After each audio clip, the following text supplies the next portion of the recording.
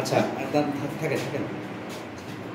আচ্ছা, তো সেই মোবাইলটা নিলে একটু বেচতে পারতে। মোবাইল কি কাজে তোমার ধরছে, কি কারণে আজকে ধরলো? যে এই যে জিআরপি থানা আমি পকেট মারা গেছিলাম, পকেট মারতে গেছিল, তারপরে তারপরে আমার আর তুমি কি এই কাজই করে বেড়াও?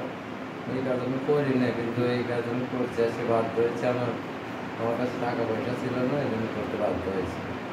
তো এই পর্যন্ত কত জায়গায় মারছো এরকম? মানে এই জায়গায় আমার দেয় ধরা হয়েছে। এই কি প্রথম না, এর আগে তো ইয়ে করছো তুমি? আমার মেম্বার তো বলছে তুমি এরকম কাজবাজি করে বেড়াও।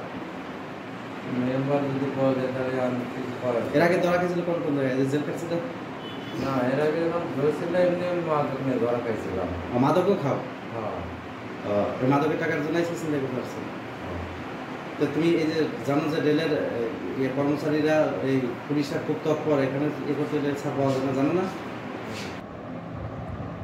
ঈদুল ফিতর 2024 উপলক্ষে ট্রেনে যাতায়াতকারী সকল জনসাধারণের নিরাপত্তার সাথে জিআরপি পুলিশ সর্বাত্মকভাবে নিরাপত্তার সাথে কাজ করে যাচ্ছে।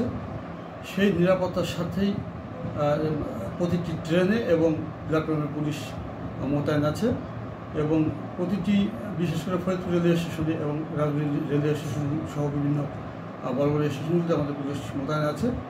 ফরিদপুর রেলওয়ে স্টেশন থেকে অর্ধ ইংরেজি তারিখ, অর্ধ ইংরেজি 13/4/24 তারিখ সকাল 9 ঘটিকার সময় সে ছিনতাই করা অবস্থায় তাকে হাতে ধৃত করা হয়। তাকে প্রাথমিকভাবে জিজ্ঞাসাবাদে সে নিজেই স্বীকার করে যে সে ভাঙা রেলওয়ে ইয়াসির সাথে সম্পৃক্ত এবং বিভিন্ন জায়গায় সে বিভিন্ন স্থানে চুরি ছিনতাই সহ বিভিন্ন কাজের সাথে সম্পৃক্ত বলে সে স্বীকার করে। এবং এই প্রেক্ষাপটে ঊর্ধ্বতন কর্তৃপক্ষকে অবগত করি এবং এটি আইনগত ব্যবস্থা প্রয়োগ করা হয়েছে।